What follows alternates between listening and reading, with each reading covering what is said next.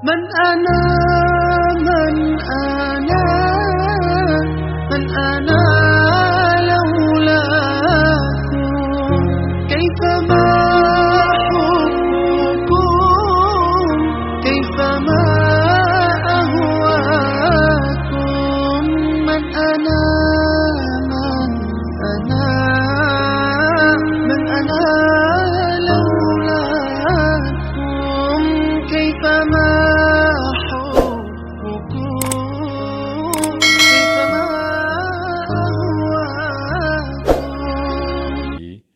wabarakatuh. Bismillahirrahmanirrahim. Alhamdulillahirabbil alamin wa bihi nasta'in wa ala umurid dunya waddin. Wassalatu wassalamu ala asyrafil anbiya'i wal mursalin sayyidina Muhammad wa ala alihi wa sahabatihi ajmain. Saudara,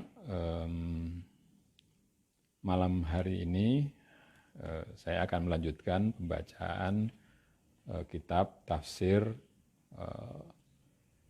Faidur Rahman karya Syekh Saleh Darat atau As-Samarani. Kemarin terakhir kita sudah bicara tentang mengapa takjil itu tidak disalahkan, dan tujuan dari penulisan kitab ini bukan untuk berdebat atau karena iri kepada orang lain. Di situ dikatakan al-hasudu la yasud. Orang yang suka iri itu tidak bisa memimpin atau tidak akan memperoleh apa yang diirikannya. Lalu sekarang saya akan mulai melanjutkan. Qala syekhuna, ini tidak jelas, setelah itu ada yang bolong begitu. Al-Allamatul Bahrul Fahamatu Abu Ibrahim Muhammad Saleh bin Umar As-Samarani Baladan Maulidan Asy-Syafi'i Madhaban Al-Jawi Al-Mariki, lalu bolong, tidak bisa saya baca, mungkin lughatan. Hafadhahullahul karimul mannanu bimanfuhatil hidayatil musilati bihadratil malikid dayyan wasukna bifasihil jinani wa, terus tidak jelas lagi, rahmatur ar-ridwan wa nafa'ana bihi wa bi'ulumihi amin ya rabbal alamin. Ini berbahasa Arab. Syekh kita atau guru kita yang sangat alim, yang luas pengetahuannya, yang sangat faham, yang bernama Abu Ibrahim Muhammad Saleh bin Umar As-Samarani dari Semarang, Baladan Maulidan, dia negerinya Semarang dan lahirnya juga di Semarang. Asy-Syafi'i madhaban, yang bermadhab Syafi'i. Al-Jawi Al-Mariki, ya, yang berbahasa Jawa. Mariki ini bahasa Jawa, tapi yang lalu diarabkan. Mriki artinya bahasa Jawa di sini. Jawa, maksudnya di situ Jawa Tengah. Hafadhullahu al-karim al-mannan bimanfuhatil hidayah. Ya, mudah-mudahan Allah menjaga, Allah yang maha mulia, yang maha pemberi, menjaganya dan memberikan hidayahnya, yang menyampaikannya kepada Hadratil Malikid Dayyan, ke hadapan raja yang maha membalas terhadap perbuatan hamba, wasukna bifasihil jinan, dan memberikannya tinggal di surga yang luas. Dan setelah tidak bisa saya baca, mungkin yang penuh dengan kasih sayang dan keridaan. Dan semoga Allah memberikan manfaat kepada kita dengan lantaran Syekh Muhammad bin Saleh As-Samarani itu, Muhammad Saleh bin Umar As-Samarani, wabi ulumhi, dengan ilmu-ilmunya. Semoga Allah mendengar doa kita ini. Ya Rabbal Alamin. Ya. wahai Tuhan yang memelihara seluruh alam. Lan ora wenang nafsiri Quran kelawan tafsir isyari utawa asrori yen durung weruh kelawan tafsir asli zahiri. Kaya tafsire Imamaini Jalalaini. Yani tidak diperbolehkan menafsirkan Quran dengan tafsir isyari. Tafsir isyari itu tafsir yang dikembangkan oleh para sufi. Jadi ayat-ayat Al-Quran itu dianggap sebagai sebuah isyarat kepada yang lain-lain, atau asrori, atau tafsir yang memperhatikan rahasia-rahasia dari yang tidak tersurat tapi yang tersirat. Kalau orang yang melakukannya itu belum mengetahui dengan pasti atau belum paham tafsir asli yang bersifat zahir. Artinya yang dengan pertimbangan-pertimbangan bahasa, dengan pertimbangan-pertimbangan hadis atau sesama ayat atau perkataan salafus saleh.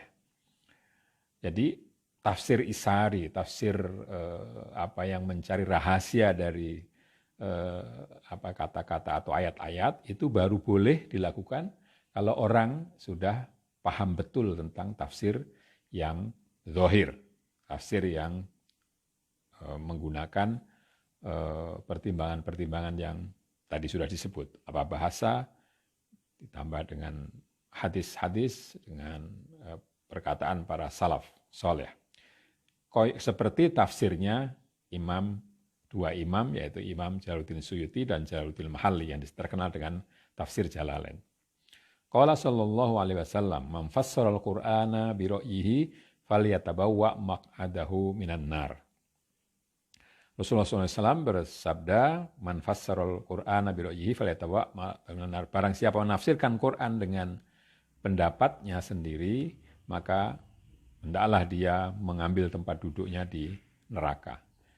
Tegese sapa wonge maknani ing Quran kelawan nuruti karepe dhewe lan karepe hawa nafsune dhewe, ora kelawan taufik saking Kanjeng Nabi Rasulullah sallallahu alaihi wasallam, utawa ora kelawan istihade ulama arifin, maka becik manggono pelungguane saking neraka jahanam. Ini di hadis tadi, hadis man fassara Al-Qur'an bi ra'yihi wa yatabawwa maq'adahu minan nar, itu maknanya artinya adalah barang siapa orang yang memaknai Al-Qur'an dengan mengikuti kemauannya sendiri dan kemauan hawa nafsunya sendiri tanpa bimbingan dari Nabi Muhammad Rasulullah atau tanpa istihadnya para ulama yang arif, yang paham betul, maka hendaklah orang itu menempati tempat duduknya di neraka jahanam. Kaya lamun nafsiri ayat idhab ila fir'auna innahu tagha. Seperti kalau orang menafsirkan ayat perintah kepada Nabi Musa, pergilah kepada Musa, karena dia itu melampaui batas. Ya.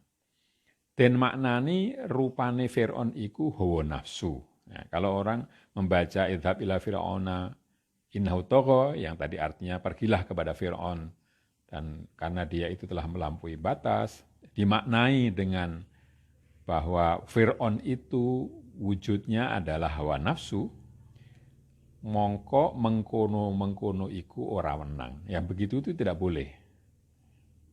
Lan kaya pengucape mulhidin ora wenang ngucapaken sifat marang Allah utawa netepaken sifat 20.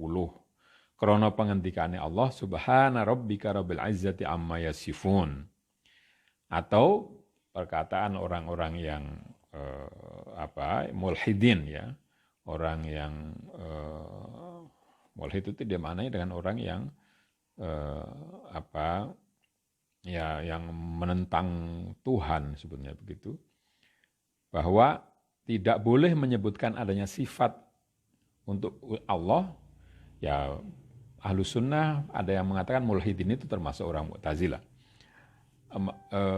Ini kata Syekh Soleh Darat, kalau orang mulhidin itu mengatakan Allah tidak bersifat atau tidak boleh punya sifat 20 karena firman Allah karena pangandikane Allah subhana rabbika rabbil izzati amma yasifun, karena ayat subhana rabbika rabbil izzati amma yasifun, maha suci Tuhanmu, ya, Tuhan yang maha perkasa, dari lebih tinggi dari apa yang mereka gambarkan. Jadi karena Allah itu tidak bisa digambarkan di sini, lalu orang mengatakan bahwa Allah itu tidak punya sifat, itu juga tidak boleh. Utawa angucap ora wenang salat ba'dane wis ngarif krana pangandikane Allah fawailul lil musallin. Atau orang yang memaknai ayat fawailul lil musallin, celaka sekali orang yang salat, bahwa salat itu bagi orang yang sudah arif itu tidak perlu. Itu juga tidak boleh. Mongko mengkono-mengkono iku kufur zindik, na'udzubillah min dzalik. Yang demikian itu menafsirkan semau-maunya itu disebut kufur zindik, kafir yang berusaha merusak agama Islam dari dalam. Kita mohon perlindungan dari Allah dari keadaan atau dari melakukan hal semacam itu. Alhasil, ora wenang maknani Quran angin kelawan taufik saking Kanjeng Nabi sallallahu alaihi wasallam utawa saking istihadi para salafus sholihin. Kesimpulannya bahwa kita tidak boleh memaknai Quran kecuali dengan bimbingan dari Nabi Muhammad SAW atau dari bimbingan istihadnya para salaf sholihin. Artine taufik iku pamuruk saking Kanjeng Nabi sallallahu alaihi wasallam. Yang disebut atau arti taufik itu adalah pamuruk pendidikan dari Nabi sallallahu alaihi wasallam. Utawi anapun hakikate maknane Quran, maka ora ana ingkang weruh angin Allah Subhanahu wa taala. Mengenai hakikat atau makna yang sebenarnya dari Al-Quran, itu tidak ada yang tahu kecuali Allah sendiri. Ya. Karena iki Quran kalamullah, lan sifat kalame Allah, ora ono pungkasane. Ya. Lamun den tulis, nganti entek sak segoro, nganti entek segoro donya ginawe mangsi, lan entek kayon-kayon donya ginawe kolam, mongko yekti ora entek kalamullah subhanahu wa ta'ala. Kenapa? Karena firman Allah itu sangat luasnya. Kalaupun ditulis dengan semua air lautan dipakai untuk tinta, lalu semua pohon-pohon dipakai untuk kalamnya, maka tentu firman Allah itu tidak akan habis-habisnya. Maka yang tahu maknanya yang hakiki hanyalah Allah sendiri. Utai anapun tafsir kelawan takwil, maka iku wenang. Tetapi kalau tafsir dengan takwil itu boleh. Utawi artine takwil iku anyendekaken ayate Quran marang makna kang patut ngarepe lan burine. Lan ora nyulayani kitab lan hadis. Ya. Yang dimaksud dengan takwil itu adalah menyandarkan ayat Al-Quran dengan yang patut, dengan yang sesuai dengan apa yang di sebelumnya dan yang sesudahnya. Dan tidak menyelisihi hadis. Ya. Jadi memahami ayat dengan melihat sebelumnya apa, sesudahnya apa, lalu tidak bertentangan dengan hadis. Itu yang disebut dengan takwil. Krono, ini saya kira ada yang salah di situ. Saya menambahkan karena kalimatnya nanti kalau tidak ditambahi kata-kata yang akan saya tambahkan ini menjadi tidak bermakna. Krana sakliyane para salaf sholihin kabeh iku padha nafsiri ing Quran lan hale padha sulaya ing dalam tafsir. Karena kalau bukan salafus sholeh itu menafsiri Quran padahal satu sama lain itu berbeda dalam menafsirkan. Ora ono ingkang padha setengahé marang setengahé. Satu dengan yang lain itu tidak yang sama. Lan ing hale ora ono padha angrungu dhewe saking Kanjeng Nabi, saking Kanjeng Rasul, saking Rasulullah sallallahu alaihi wasallam. Dan tidak ada yang mendengar mendengar sendiri secara langsung dari Rasulullah sallallahu alaihi wasallam. Balik kelawan pahami dhewe-dhewe den turutaken kelawan karepe hawa nafsune dhewe ora nganggo timbangane hadis utawa kaule para salafus sholihin. Sebaliknya, orang-orang itu memahami Quran dengan pemahaman sendiri-sendiri, mengikuti kemauannya sendiri, menuruti hawa nafsunya sendiri tanpa mempertimbangkan atau tanpa memakai sebagai pertimbangan hadis atau pendapat para salaf as-sholihin, generasi pertama yang soleh-soleh. Saya kira dari itu semua yang saya bacakan sudah ketahuan bahwa ada rambu-rambu yang harus dipegangi dalam menafsirkan Al-Quran. Jadi tidak boleh semau-maunya sendiri menurut Kiai Soleh Darat ini, yaitu harus mengikuti hadis, mempertimbangkan hubungan ayat satu dengan ayat yang lain, mempertimbangkan hadis, lalu mengikuti pendapat generasi terdahulu yang soleh.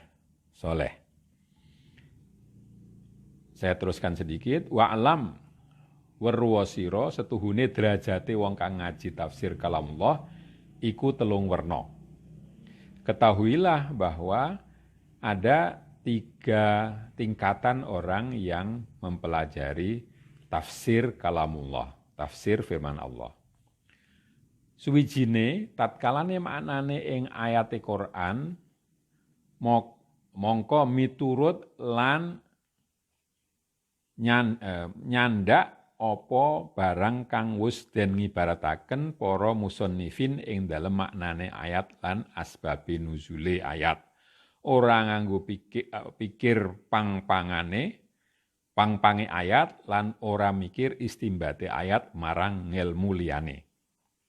Yang pertama, tingkatan pertama itu ya ini ketika orang memaknai ayat Quran mengikuti saja apa yang sudah disampaikan, yang sudah ditulis oleh para penulis di dalam mengenai makna ayat dan sebab nuzulnya tanpa memikirkan cabang-cabangnya dan tidak memikirkan pengambilan pemahaman ayat itu dari ilmu-ilmu lain. Mongko wong kang mengkono iku wong mubtadi arane, miturut apa unine musannifin. Nah, ini disebut sebagai pemula. Ya. Pemula yang mengikuti saja apa yang dikatakan oleh para penulis sebelumnya. Lan kapindo wong kang bisa mahami ing ayat kalawan istimbat hukum liyane lan ngelakoaken pikire marang barang kang wis paring Allah Subhanahu wa taala ing pahame ora ketungkul mikir angen-angene marang pangandikane para musannifin. Yang kedua, tingkat kedua itu orang yang sudah bisa memahami ayat dan memahami pengambilan hukum-hukum dari yang lain-lain. Jadi makna ayat-ayat itu bisa dia sudah bisa memahami dari sumber-sumber lain juga. Dan dia menjalankan pikirannya terhadap daya paham yang sudah diberikan oleh Allah Subhanahu wa taala. Tidak hanya mengikuti perkataan para pengarang sebelumnya. Krono iku barang kang wus maujud, wus gampang ora susah mikir-mikir malih, balik angen-angene mikir istimbat pirang-pirang masalah. Jadi karena itu adalah barang yang sudah maujud, artinya dia sudah bisa melakukannya dengan mudah, yang tidak usah memikir-mikirkan dengan sulit. Balik angen-angene mikir istimbat pirang-pirang masalah ingkang durung maujud katulis.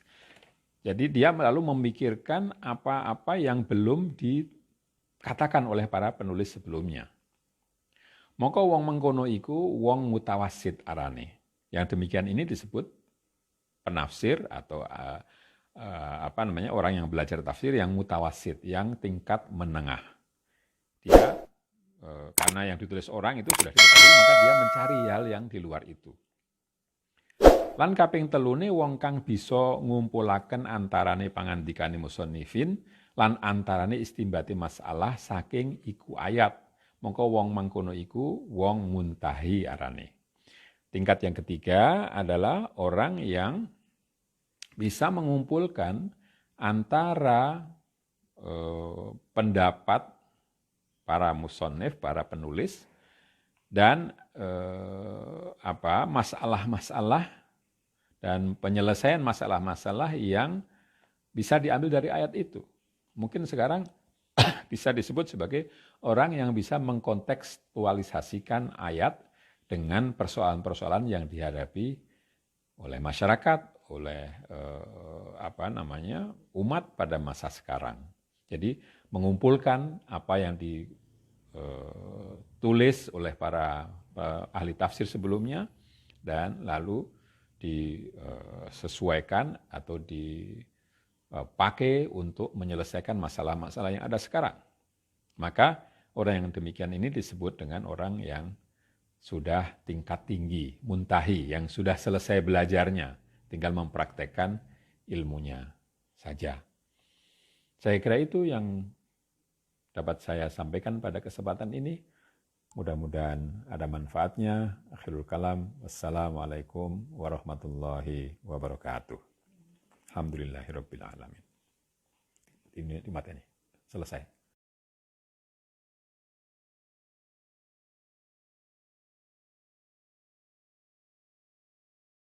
Man ana